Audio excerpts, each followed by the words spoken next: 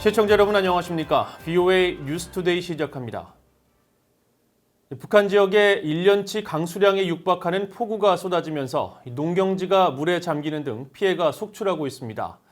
대북 제재 등에 따른 경제난에 이은 신종 코로나 바이러스 그리고 수해까지 겹치면서 북한은 삼중고를 겪고 있는데 특히 만성적인 식량난은 더 악화될 수 있다는 전망이 나옵니다.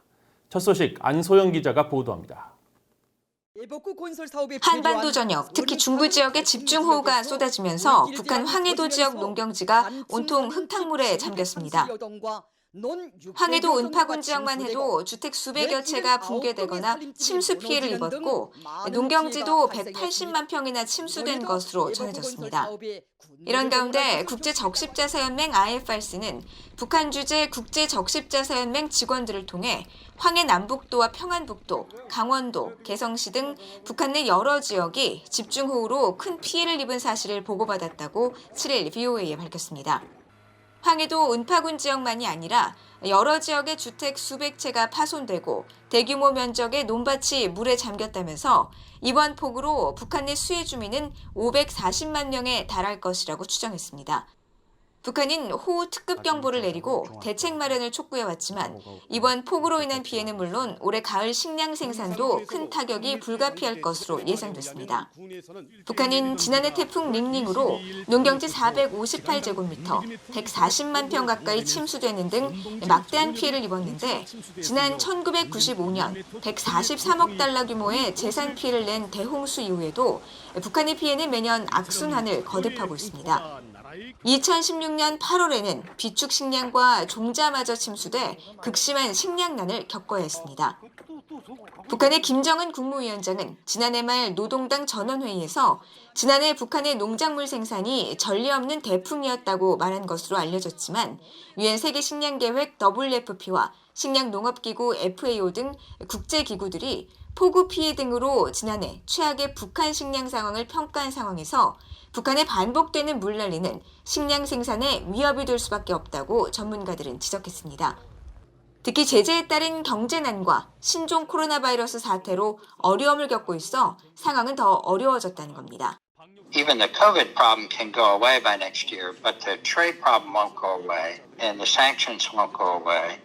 북한의 농자재와 농업기술을 지원하는 미국 친우봉사회 측은 북한이 기후변화에 탄력적 대응을 위한 개혁 시스템에 나서고는 있지만 여전히 자연재해에 대응할 수 있는 농업 환경은 취약한 수준이라고 설명했습니다. 이런 가운데 미국 국제개발처는 벨기에 르뱅 대학사나 제낙 역학연구소와 공동 작성한 지난해 자연재해 보고서를 통해 북한을 자연재해를 통해 가장 많은 사람이 영향받는 국가 중 두 번째로 올렸습니다. VOA 뉴스 안소영입니다.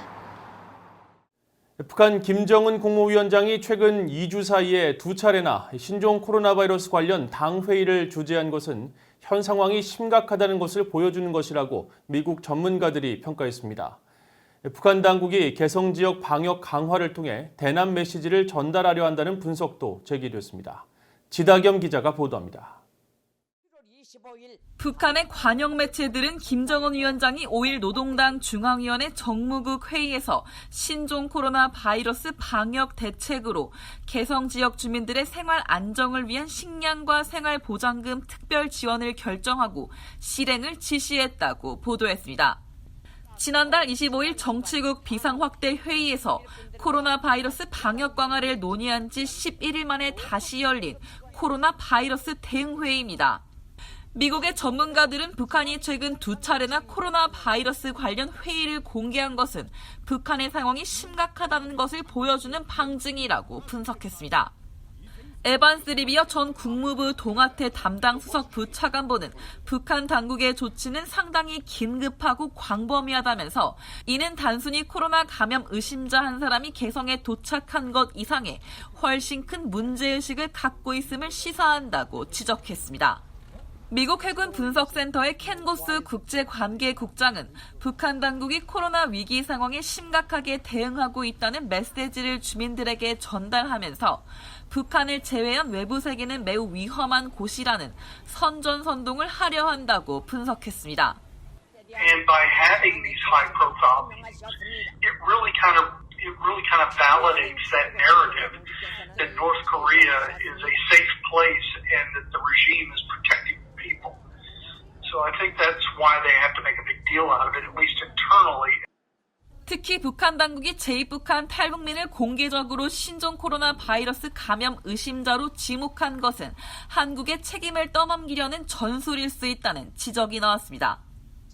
미국 중앙정보국 CIA 출신의 숙임 랜드 연구소 정책 분석관은 북한의 특성상 김 위원장이 자신의 실패에 대한 어떤 종류의 귀책 사유도 피하고 싶어하며 가장 쉬운 방법인 한국을 비난함으로써 책임을 회피하고 체제 안정을 도모하려 한다고 분석했습니다. I think the policy implication is, again, as you mentioned, regime stability.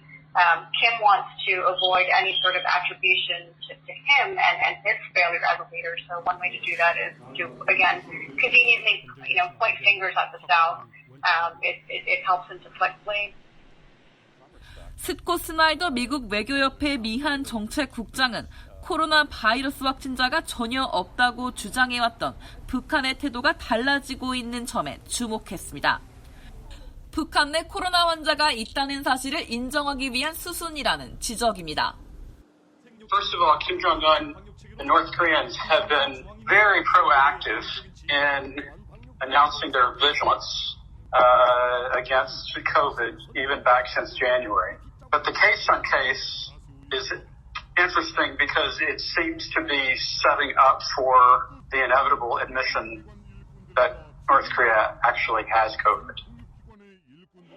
한편 북한 당국의 전염병 대응 전략 수준과 열악한 의료체계 등을 고려할 때 북한의 광범위한 대응은 타당하다는 지적도 나옵니다.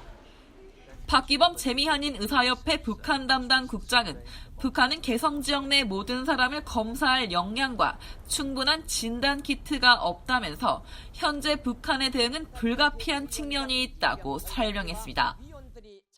전문가들은 또 북한 당국이 남북 경협의 상징이었던 개성공단이 위치한 개성시를 의도적으로 지목했을 가능성이 있다면서 북한이 이를 통해 한국의 도움을 요청하는 등 대남 메시지를 전달하려는 것일 수 있다고 지적했습니다. VN뉴스 지다혐입니다. 미국 재무부가 북한에 자금을 세탁한 혐의로 미국 금융망에서 퇴출됐던 마카오의 방코델타 아시아은행에 대한 주요 자금 세탁 우려 대상 지정을 약 13년 만에 해제했습니다.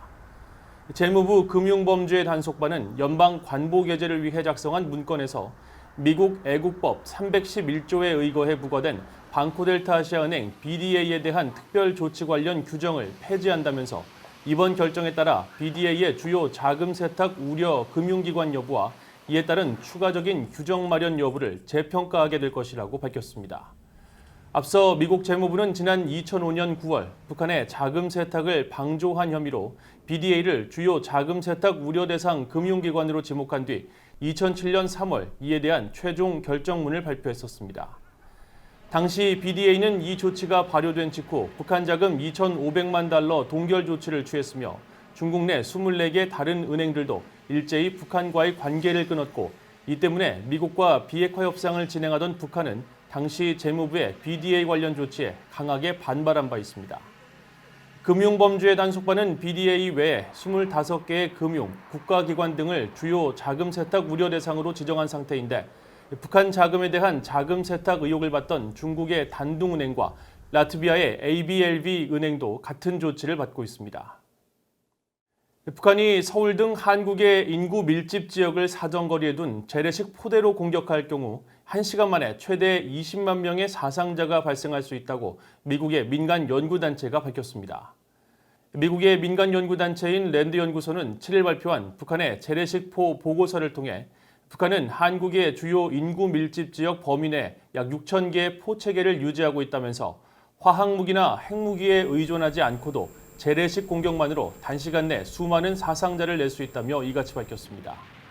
특히 민간을 겨냥한 서울 집중 사격 상황의 경우 처음 5분 후 대피 상황을 가정한다 하더라도 사망자는 17,000명, 사상자는 20만 5,600명에 이를 것으로 예상했습니다. 보고서는 이어 북한이 짧고 좁게 목표를 설정해 공격할 경우 인명피해뿐 아니라 주요 산업시설을 파괴하고 경제에 심각한 피해를 줄 수 있다면서 한국과 미국은 이런 공격으로 이어질 수 있는 군사적 도발을 피하도록 노력하고 만일 도발이 시작되면 가능한 빨리 긴장을 완화하고 유혈 군사 충돌로 번지지 않도록 상황을 피하는 것이 중요하다고 지적했습니다. 미국은 상호 이익을 보장하는 동맹 관계를 지향해야 하며 방위비 분담금을 둘러싼 한국과의 대치는 결국 미국의 안보에도 반하는 것이라는 미국 전문가들의 지적이 나왔습니다. 미라 랩 후퍼 미국 외교협회 선임연구원은 6일 아스펜 연구소 주최로 열린 안보 포럼에서 아시아 지역에서 양자 간 방위 조약을 바탕으로 한 미국과 동맹국 간 체제는 지금까지 매우 성공적이었다면서 이 같은 동맹 체제가 영내 위기 고조를 방지하고 핵 확산 방지에도 도움이 됐다고 평가했습니다.